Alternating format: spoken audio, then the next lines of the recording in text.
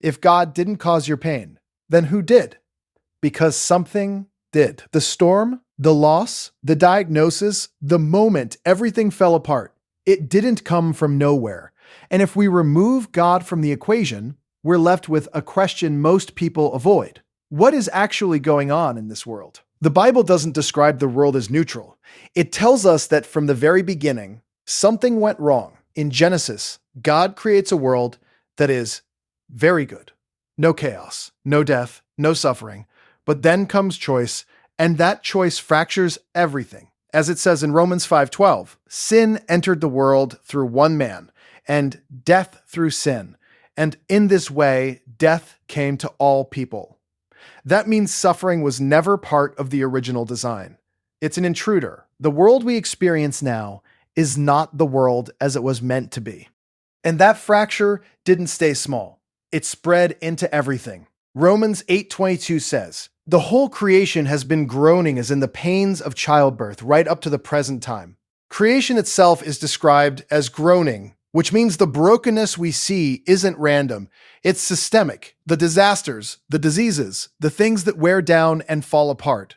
They reflect a world that is no longer fully aligned with its creator. But not all pain comes from nature. Some of it comes from us. Ecclesiastes 8-9 says, "Man has power over another man to his own hurt." People hurt people.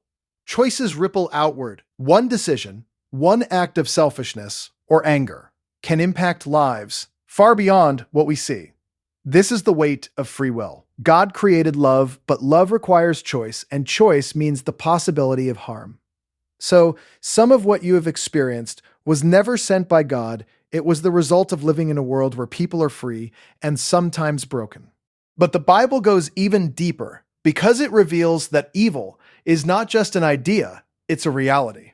In 1 Peter 5-8, we're warned, "Your enemy, the devil, prowls around like a roaring lion, looking for someone to devour." And Jesus himself says in John 10:10, "The thief comes only to steal and kill and destroy. I have come that they may have life."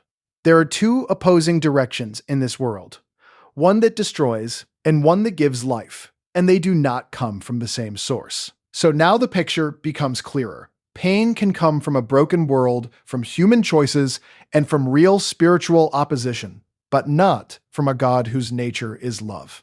And yet, there's another layer to this that we can't ignore. Because while God is not the author of your pain, He is powerful enough to use even the hardest moments to draw you closer to Him. Scripture tells us in Romans 5-3-4, "We also glory in our sufferings, because we know that suffering produces perseverance, character, and character, hope."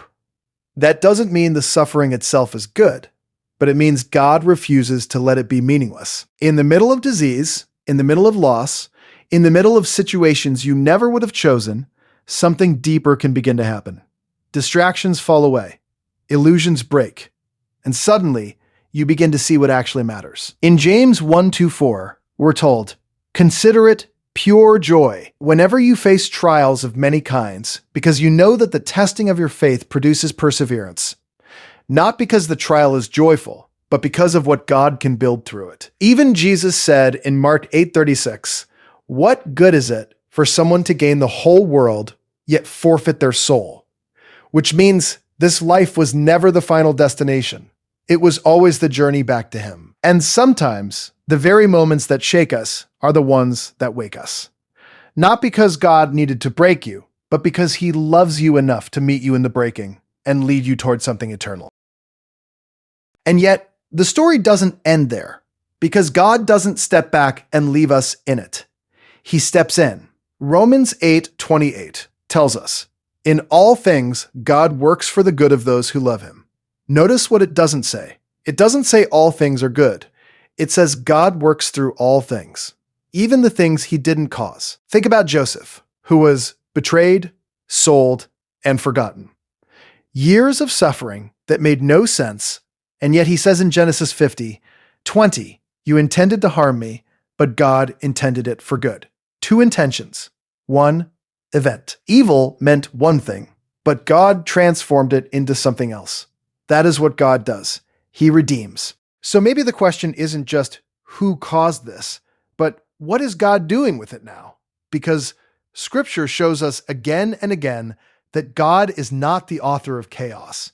He is the one rewriting the ending. As Psalm 34:19 says, "The righteous person may have many troubles, but the Lord delivers him from them all." Not the absence of trouble, but the promise that it won't have the final word. So when you look at your pain, don't rush to blame God. Look deeper. What you're facing may be the result of a broken world, broken choices, or forces you can't even see. But in the middle of all of it, God is still present, still working, still restoring. And the Bible doesn't just explain the brokenness, it promises the restoration. Revelation 21-4 says, "He will wipe every tear from their eyes." There will be no more death or mourning or crying or pain. That is where the story is going. So no, God didn't do this to you, but He refuses to waste it. He will meet you in it, walk with you through it, and bring something out of it that you cannot see yet. The enemy may try to break you, the world may shake you, but God is the one who rebuilds you. If this opened your eyes, subscribe to Bible Board and share this with someone who's asking the same question, because this might be the answer they've been searching for. You're not alone, and this story isn't over.